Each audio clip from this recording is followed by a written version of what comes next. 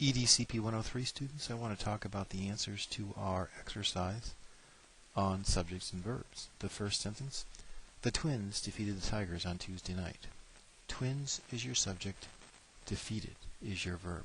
I want to point out something here. On Tuesday night is a prepositional phrase, and the Tigers is the direct object. So the sentence is about the Twins, and it says that they defeated the Tigers.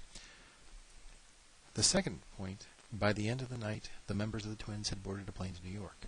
Members had boarded. That's your subject and your verb. Members had boarded. Of the Twins is a prepositional phrase. To New York is a prepositional phrase.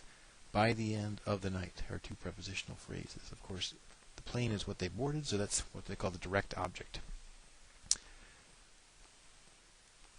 Number 3, the Tigers had been leading the division for most of the season. Tigers had been leading.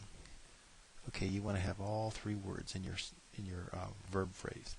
For most of the season, two prepositional phrases, and the division tells you what they had been leading, so that's really what's called a direct object.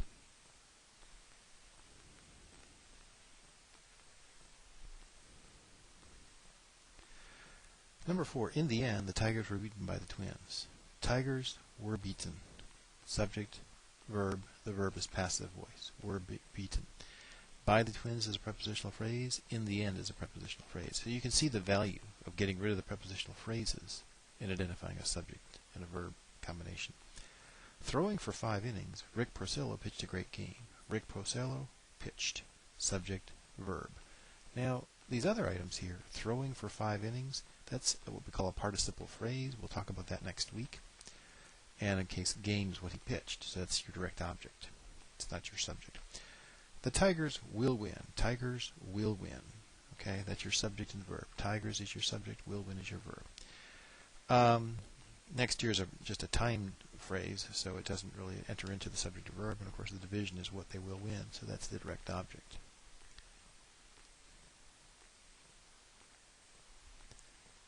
Going to number 7, at the Metrodome, the Twins usually win. Twins win. Twins win. That's your subject and verb combination. Usually is an adverb. At the Metrodome is a prepositional phrase.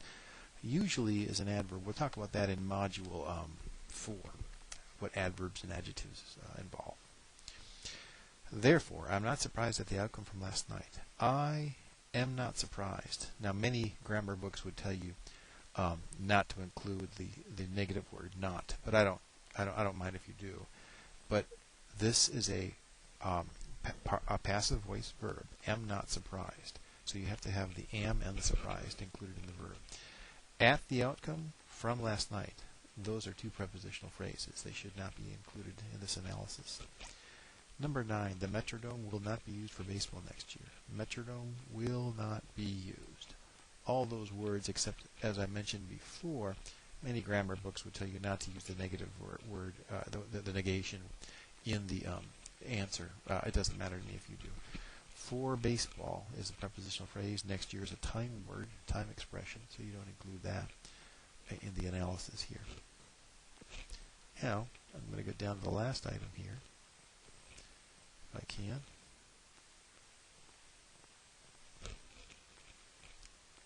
In the last item, the Twins look forward to their game against the Yankees. Twins.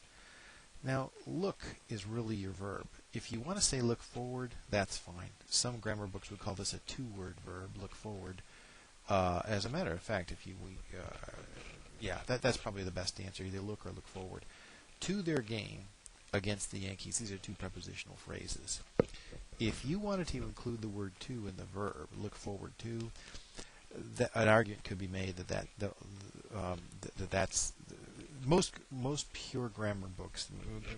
Grammarians would probably say look or look forward is the verb, and to the game is the prepositional phrase. So to would not be included in the verb.